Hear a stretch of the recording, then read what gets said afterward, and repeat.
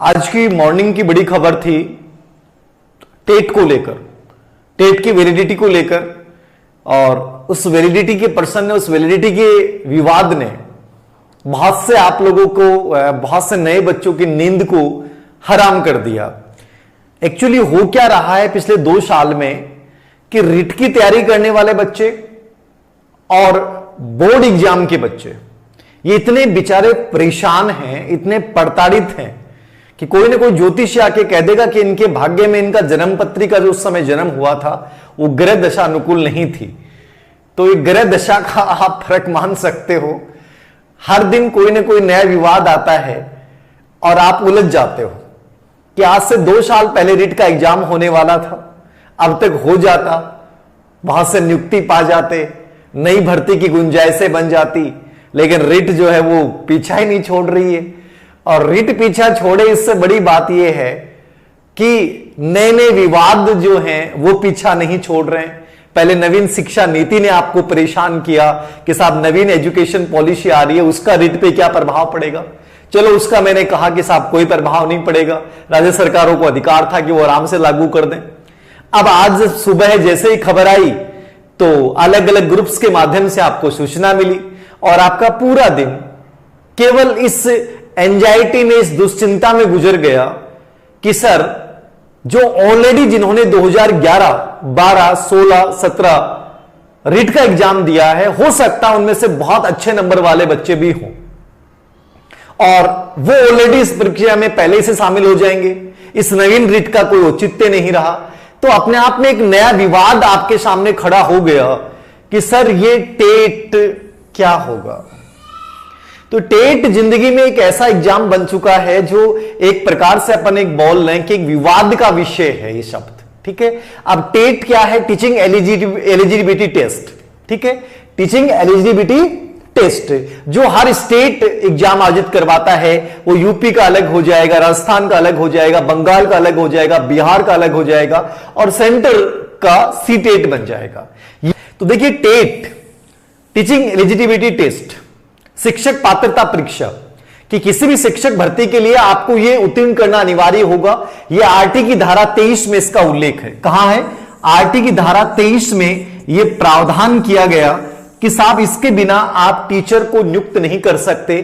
और चूंकि आरटी 1 से लेकर 8वीं तक लागू था तो यह 3rd ग्रेड पे लागू था, लेकिन नवीन शिक्षा नीति में आरटी 2009 को माध्यमिक शिक्षा तक लाया गया है, इसलिए माध्यमिक शिक्षा में नियुक्ति पाने के लिए भी टेट अनिवार्य होगा। यह चीज तो आपको सबको पता है कि टेट वाला कॉन्सेप्ट क्या है। नंबर 2 इश्यू यह बनता है कि टेट हर साल एग्जाम आयोजित होती है राज्यों द्वारा, जिसको अलग अलग नाम दिया गया। जैसे राजस्थान में पहले आरटेट था, अभी फिलहाल रिट है। अब इस रिट की जो प्रमाण पत्र था, इसकी वैलिडिटी, इसकी जो वैधता थी, वैलिडिटी जो थी वो थी 3 वर्ष। कितनी थी? 3 वर्ष। कि राजस्थान में जो वैधता है रिट सर्टिफिकेट की वो साहब कितनी है? 3 वर्ष है।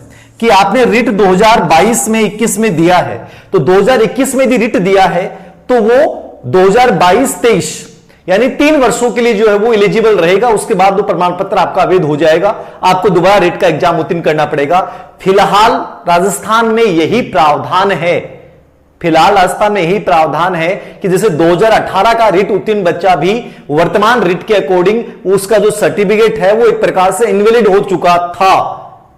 अब तक का नियम यही था, लेकिन जैसे ही मानव संसाधन विकास मंत्री, जिनका वर्तमान नाम शिक्षा मंत्री पदनाम रमेश पोखरियाल निशंक ने यह घोषणा की है, इन्होंने पहले भी डाला था 2-3 महीने पहले भी, ये सेम न्यूज थी, सेम ही बात थी कि हम रिट जो टेट का प्रमाण पत्र है उसको हम आजीवन वैधता देंगे, 7 साल देंगे, फिर 11 साल देंगे। ऐसी कोई न्यूज आई थी, उस समय चर्चित रहा था, लेकिन राजस्थान में उस समय चीजों का कोई प्रभाव नहीं पड़ा। लेकिन चूंकि इस समय एक बड़ा मुद्दा बन गया है कि सर रिट पे क्या प्रभाव पड़ेगा, तो उसमें क्लियरली उन्होंने लिखा है कि हर टेट परीक्षा का जो सर्टिफिकेट होगा वो आजीवन वैध रहेगा और इसके लिए प्रत्येक राज्य सरकार को जो बच्चे ऑलरेडी जिनकी 7 साल से ज्यादा हो चुकी है, 3 साल ज्यादा हो चुकी है, उनको नवीन प्रारूप में वो सर्टिफिकेट जारी करेंगे। मान लीजिए 2011 आरटेट का एग्जाम जिसने दिया था उसको राज्य सरकार को नया सर्टिफिकेट जारी करना पड़ेगा, मतलब वो हमेशा के लिए वैलिड रहेगा शिक्षक पात्रता भर्ती परीक्षा के आवेदन के लिए। तो इसका मतलब क्या हुआ? इसका मतलब यह हुआ है, देखिए दो चीजें हैं, इसका दो मतलब निहितार्थ निकाले जा सकते हैं। मैं अपने अकॉर्डिंग बता दूं कि आपको पहली बात तो इसको लेकर डरने की आवश्यकता नहीं है कि सर 2011 वाले, फिर 2016 वाले, 2018 वाले, उनके तो नंबर बहुत ज्यादा होंगे, वो तो हमें हरा देंगे। ये तो पहली चीज नेगेटिविटी वाली है कि युद्ध के मैदान में गए नहीं और दुश्मन ने एक पासा फेंका, एक अफवाह फैलाई और आप अपने हथियार छोड़ के पहले से हार मान चुके हो। कभी भी ऐसा नहीं होता है कि वो लोग आपको हरा देंगे। उस समय इतना कंपटीशन ही नहीं था। उस समय जितनी आप इतनी गजब की स्टडी कर रहे हैं, उस समय वो बच्चा कर ही नहीं सकता था। आज आपको इतना अच्छा गाइडेंस मिल रहा है, इतनी अच्छी बुक्स मार्केट में है, उस समय अच्छी किताबें तक नहीं थी 2011, 12, 16 में।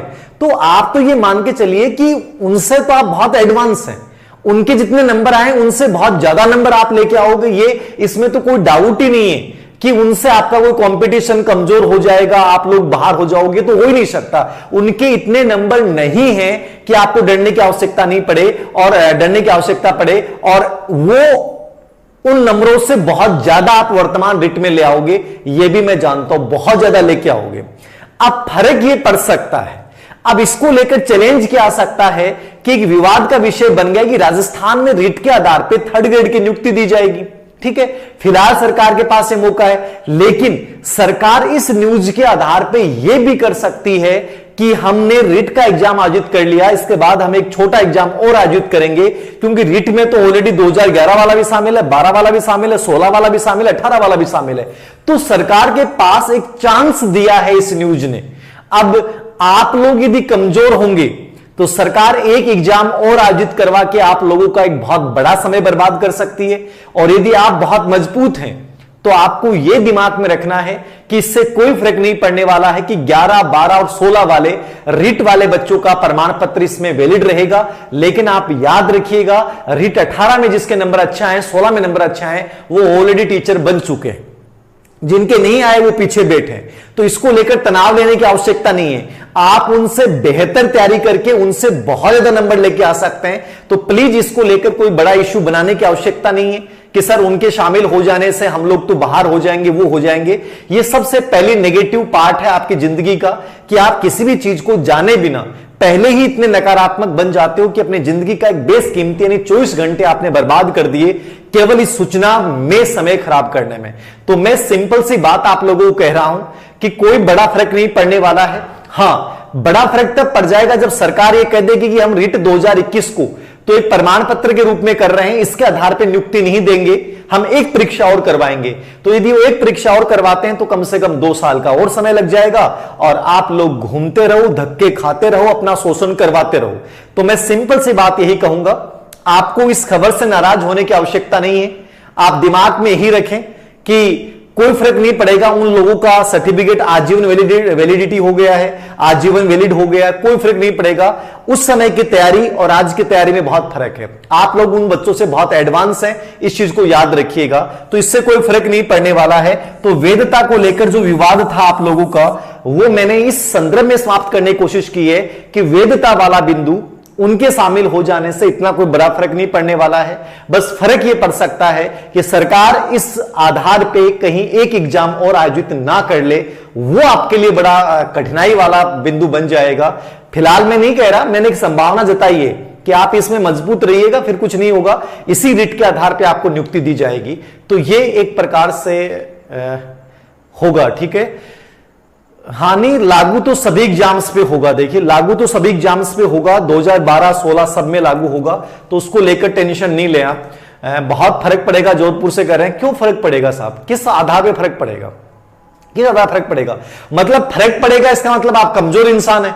भाई उस समय का बच्चा जिसने तैयारी की और वो आपसे ज्यादा नंबर लिए बैठा है और आप उससे ज्यादा नंबर नहीं ला सकते वर्तमान परिवेश में, इसका मतलब तुम लोग कमजोर इंसान हो। और कमजोर का अधिकार नहीं है सिलेक्शन लेने का, कमजोर का कोई अधिकार नहीं सिलेक्शन लेने का। योग्य होगा वो जिएगा। डार्विन का सिद्धांत जिंदगी में याद रखना, जो योग्य होगा वो जिएगा। और ये हर काल और परिस्थिति में सत्य रहा है। यदि वो बच्चा उस समय आपसे ज्यादा नंबर लेके आ गया और आप उससे ज्यादा नंबर नहीं लेके आ सकते, मतलब आप योग्य नहीं हो, आप योग्य नहीं हो, और योग्य नहीं हो तो आपको शिक्षक कैसे बनाया जा सकता है? आप नियुक्ति पाने के अधिकारी हो ही नहीं सकते। तो इसमें कोई कंफ्यूजन ही नहीं है, ये तो सब ओपन कंपटीशन है, जिसमें दम होगा, जिसकी छाती में दम होगा, जिसमें जुनून दम होगा, जिसमें आत्मविश्वास गजब का होगा, जिसमें एग्जाम पैटर्न गजब का होगा, वो सिलेक्शन लेके जाएगा। तो दम है तो आइए ना, दम है तो आइए ना, क्या फर्क पड़ता है? 2011 का आइए, 12 का आइए, 2004 का आइए, 5 का आइए, दुनिया भर के बच्चों को आइए, पूरा इंडिया एग्जाम देगा, क्या फर्क पड़ता है? फर्क इस बात से पड़ता है कि मैं कितना मेंटली तैयार हूं, मैं कितना फिजिकली तैयार हूं। ये रोना मत रोया करो हर बात के अंतर्गत, गुरुजी मरगा मरगा मरगा, वो शामिल हो गए, वो शामिल हो गए, रोते रहोगे क्या जिंदगी भर? कितनी बार मैं समझाऊंगा? और मान लीजिए वो शामिल होते हैं, उनके नंबर ज्यादा हैं, तो आप रोक सकते हो क्या? क्या कर सकते हो? तुम्हारे पास कुछ नहीं है, तुम्हारे पास कुछ नहीं है। मैं तुम्हें चैलेंज कर रहा हूं, मैं तुम लोगों को चैलेंज कर रहा हूं, तुम्हारी यदि औकात है, बहुत गंदा शब्द यूज कर रहा हूं, तुम्हारी औकात है तो ये करके दिखा दो ना कि साहब 2021 में दिया है और पेपर भी हार्ड आएगा, लेकिन नंबर इतने लेके आऊंगा कि 2016, 11, 12 रेट वाला बच्चा टिकेगा नहीं मेरे सामने। अपनी औकात को दिखाओ, अपनी औकात को कम मत समझो, इसे कुत्तों की तरह गिड़गिड़ाना बंद कर दो, रोना बंद कर दो कि साहब वो शामिल हो जाएंगे, बाहर हो जाएंगे, बाहर हो जाएंगे, बाहर हो जाएंगे। बाहर हो जाएंगे तो रोने लग जाओ ना, मंदिरों के आगे बैठ जाओ ना, पूजा करो ना कि साहब वो शामिल नहीं हो पाए, ये नियम अलग हो जाए। जब सेंट्रल सरकार ने नियम बना दिया, राज्य सरकार को निर्देश दे दिया कि आपको उन सभी बच्चों के प्रमाण पत्र को वैलिड करना पड़ेगा, तो करना ही पड़ेगा, कोई ताकत नहीं आप रोक सकते हो, चाहे कितना विरोध कर लेना। ताकत आप में है तो ताकत कंपटीशन में दिखाइए ना। कंपटीशन ओपन है, जिसमें दम होगा वो सिलेक्शन लेके जाएगा, और जिसमें दम नहीं होगा वो रोएगा। सीधी सी बात है, सीधा सा फंडा है साहब, सीधा सा फंडा है। दम लेने वाला बच्चा कुछ भी कर जाएगा, वो 100 में से 100 भी लेके आ सकता है, और रोने वाला बच्चा हमेशा 60% से ज्यादा उसकी औकात नहीं होती है कि वो सोच ले कि गुरुजी उनके तो 70% ऐड आई, मैं मारा 70% मारा क्या ले जाएगा। यदि 70% 2021 के कंपटीशन में यदि आप 80% से कम लेके आते हो तो तुम्हारी औकात नहीं है टीचर बनने की, याद रखना। धीर सिंह धाबाई सर बोल रहे हैं, गुस्से में बोलता हूं, क्लियरली बोलता हूं, अपनी औकात को पहचानो। औकात यदि टीचर बनने की रखते हो तो इतना दम भी भरो, याद रखना, इतनी मेहनत भी करो, और ये बिना आवाज किए करो। आवाज करने की जरूरत नहीं है, बिना आवाज किए करो कि साहब लाऊंगा और डेफिनेटली लाऊंगा, इतनी ताकत होनी चाहिए। तो ये मैंने रिट का विवाद बताया है, किसी को अच्छा लगे तो सुनिएगा, नहीं लगे तो कोई बात नहीं। सीधी बोलूंगा, क्लियर बोलूंगा, दम है वो बच्चा मैदान में आइए। साहब ओपन कंपटीशन है, जिसमें दम होगा वो सिलेक्शन लेके जाएगा, चाहे वो आरपीएससी का एग्जाम हो, कोयल लेक्चर का एग्जाम हो, आरएस का एग्जाम हो, आईएएस का एग्जाम हो, यूपीएससी का एग्जाम हो, एसएससी का एग्जाम हो, बैंक का एग्जाम हो। दुनिया भर के कंपटीशन होते हैं, दुनिया भर की भर्तियां होती हैं, जिसमें दम होगा और जो सही रणनीति पे चलेगा साहब, उसे दुनिया की कोई ताकत नहीं रोक सकती।